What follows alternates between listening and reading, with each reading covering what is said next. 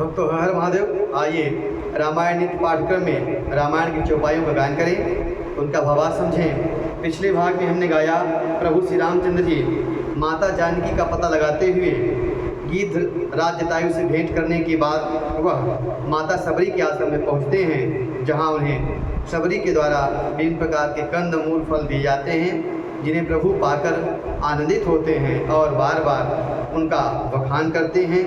आगे के क्रम में हम चौपाइयों गायन करें, उनका भावार्थ समझें, जिसमें प्रभु श्री रामचंद्र जी सबरी को विभिन्न प्रकार से भक्ति का उपदेश देते हैं। नवदा भक्ति क्या होती है उसका बखान करते हैं, उसको बताते हैं। आइए उन चौपाइयों का हम गायन करें, भावार्थ समझें। वीडियो अच्छा लगे तो यूट्यूब चैनल को सब्सक्राइब जरूर करें, शेयर करें, जय श्री राम कमेंट करें। आइए प्रवेश करते हैं कथा में।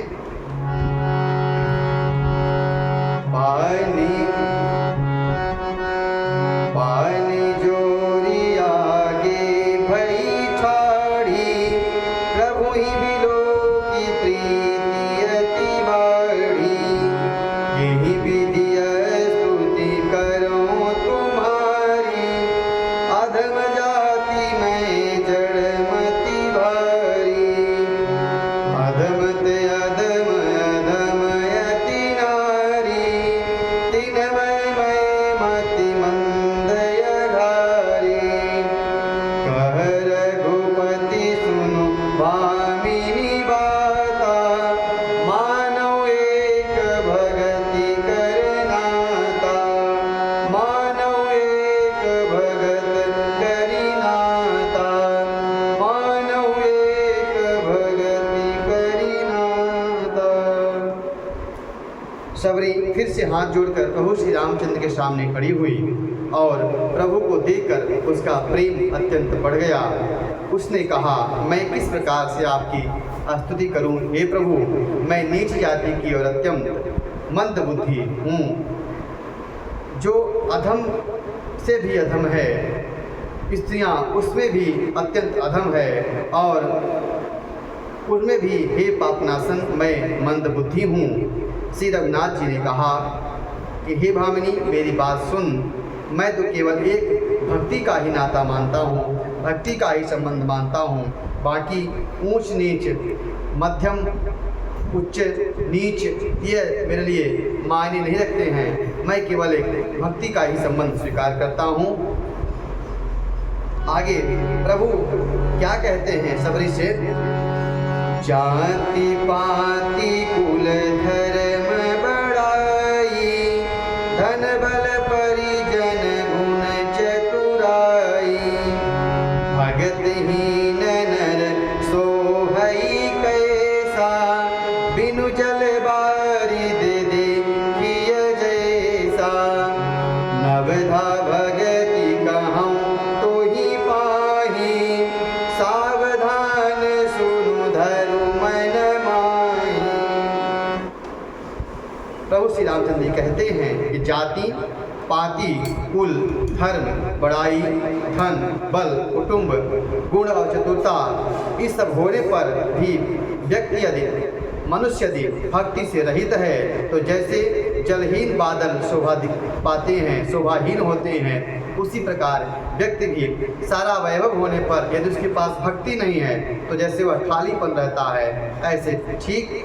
आगे कहते हैं, मैं तुमसे नवधा भक्ति कहता हूँ, तू सावधान होकर सुन और मन में धारण कर। आइए हम भी नवधा भक्ति का गायन करें और उनका भावार्थ समझें और अपने जीवन में धारण करने का प्रयास करें।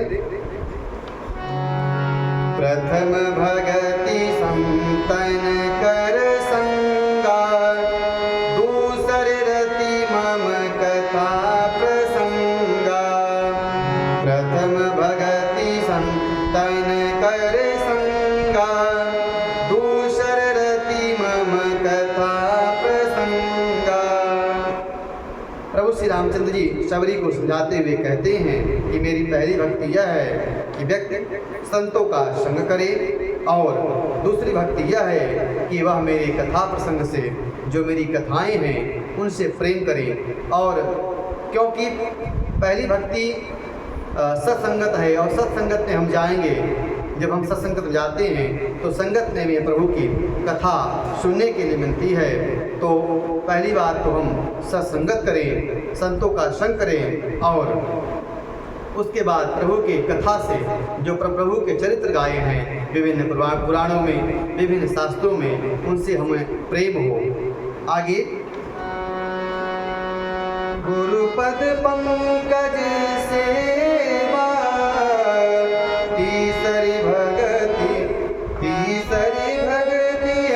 मान रामा चौथी भगति मम गुण गण करई कपट तजी गान रामा। तीसरी भक्ति है अभिमान रहित होकर गुरु के चरणों की सेवा, और चौथी भक्ति यह है कि कपट छोड़कर मेरे गुण समूहों का गान करें। तो तीसरी भक्ति प्रभु बता रहे हैं कि तीसरी भक्ति यह है कि अभिमान रहित होकर, मान रहित होकर गुरु के चरणों को सेवा करें, गुरु में और मुझ में अंतर न समझे। और चौथी भक्ति यह है कि कपट छोड़कर मेरे गुणों का गान करें। पश्चिमी स्थिति क्या है? मंत्र जाप मम दृढ़ विश्वासा पंचम भजन जो वेद प्रकाशा छठदम शील विरति बहु कर्मा निरत निरजन सजन धर्मा। मेरा राम नाम मंत्र का जप और मुझ में दृढ़ विश्वास, यह पांचवी भक्ति है। मेरे मंत्र का जप और उससे पहले, जब से पहले दृढ़ विश्वास हो, दृढ़ विश्वास के साथ कि प्रभु मेरा कार्य सिद्ध करेंगे, प्रभु मिलेंगे ही, ऐसा मन में दृढ़ संकल्प करके, दृढ़ विश्वास करके प्रभु के नाम की भक्ति करना, नाम जप करना, यह पांचवी भक्ति है जो कि वेदों में प्रसिद्ध है। छठवीं भक्ति यह है कि अपने इंद्रियों का निग्रह, शील, बहुत कार्यों से वैराग्य और निरंतर सत्पुरुषों के धर्म आचरण में लगे रहना, उनकी सेवा में लगे रहना, यह छठी भक्ति है। आगे सातम सम मोहि मैं जग देखा मोते संत अधिक करि लेखा आठम जथा लाभ संतोषा सपने हूँ नहीं देखई पर दोषा। प्रभु श्री रामचंद्र कहते हैं कि सातवीं भक्ति यह है कि वह जगत को समभाव से और मुझे ओत-प्रोत राम में देखे, और संतों को मुझसे अधिक करके दे मानना चाहिए, संतों को प्रभु से कम करके नहीं आंकना चाहिए। और आठवीं भक्ति यह है कि जो कुछ मिल जाए यथा लाभ उसमें संतोष रखना चाहिए, और स्वप्न में भी पराई के दोष को नहीं देखना चाहिए। आगे अंतिम भक्ति प्रभु बताते हैं। नवमीं भक्ति कौन सी है, आइए सुने। नवम सरल सब सन छल हीना मम भरोस ही रसन दीना नवम हुए कहूँ जिनके होई नारी पुरुष सचराचर कोई। नवी भक्ति है सरलता और सबके साथ कपट रहित बर्ताव करना, हृदय में मेरा भरोसा रखना, और किसी भी अवस्था में हर्ष और दैन्य का न होना। इन नवों में से जिनमें किसी भी एक भी भक्ति होती है, वह स्त्री पुरुष जड़ चेतन कोई भी हो,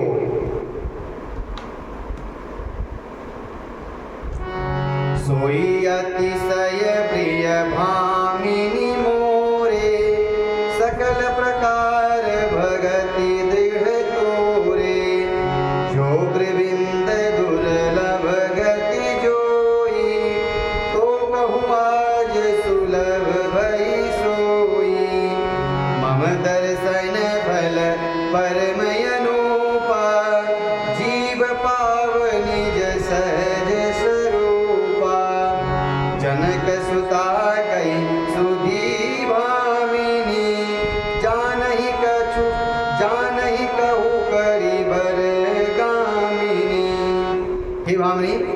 मुझे वही अत्यंत प्रिय है। फिर भी तुम्हें तो मैं सभी प्रकार की भक्ति दृढ़ है, अतएव जो गति योगियों को दुर्लभ है वही आज में तेरे लिए सुलभ हो गई है। आगे प्रभु श्री रामचंद्र जी कहते हैं कि मेरे दर्शन का यह अनुपम फल है कि मेरे दर्शन के पश्चात जीव अपने स्वरूप को प्राप्त हो जाता है। हे भामिनी, अब ये तू गजगामिनी जानकी जी की कुछ खबर जानती हो तो मुझे बताओ। पंपा सरहि जाऊं रघुराई, जह तह हुई सुग्रीव मिताई। सो सब करहि देव, सो सब कहि देव रघुवीरा। जानत हूँ पूछऊँ मति दीरा, बार बार प्रभु पद सिरुनाई। प्रेम सहित सब कथा सुनाई। सबरी ने कहा, हे रघुनाथ जी, आप पंपा नामक सरोवर में जाइए, वहाँ आपकी सुग्रीव से मित्रता होगी। हे देव, हे रघुवीर, यह सब हाल बतावेगा। हे धीर बुद्धि, आप सब जानते हुए भी मुझसे पूछते हैं। बार बार प्रभु के चरणों में सिर नवाकर प्रेम सहित उसने सब कथा सुनाई।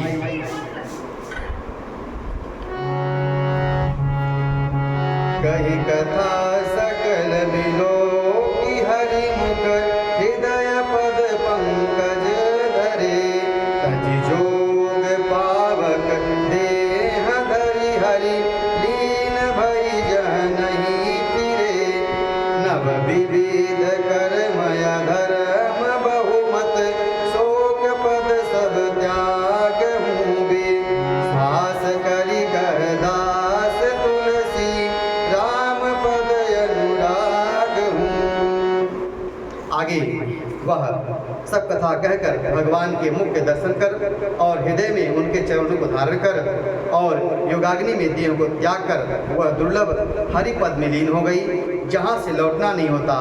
तुलसीदास जी कहते हैं कि अनेक प्रकार के कर्म, अधर्म और बहुत से मत, ये सब शोकप्रद हैं। हे मनुष्यों, इनका त्याग कर दो और विश्वास करके श्री रामचंद्र जी के चरणों में प्रेम करो। जातिहीन यग जन्म मही, मुक्त की नयस नारी। महामंद मन मुख चहसी, ऐसे प्रभु ही विसारी। जो नीच जाति और पापों की जन्मभूमि थी, ऐसे स्त्री को जिन्होंने मुक्त कर दिया। अरे महामंदबुद्धि, ऐसे प्रभु को भूल कर तो सुख चाहता है। आज के पाठक्रम में इतना ही। अगले भाग में हम आगे की चौपाइयों का गान करेंगे, जहाँ प्रभु पंपा सरोवर की आगे प्रस्थान करते हैं। हर हर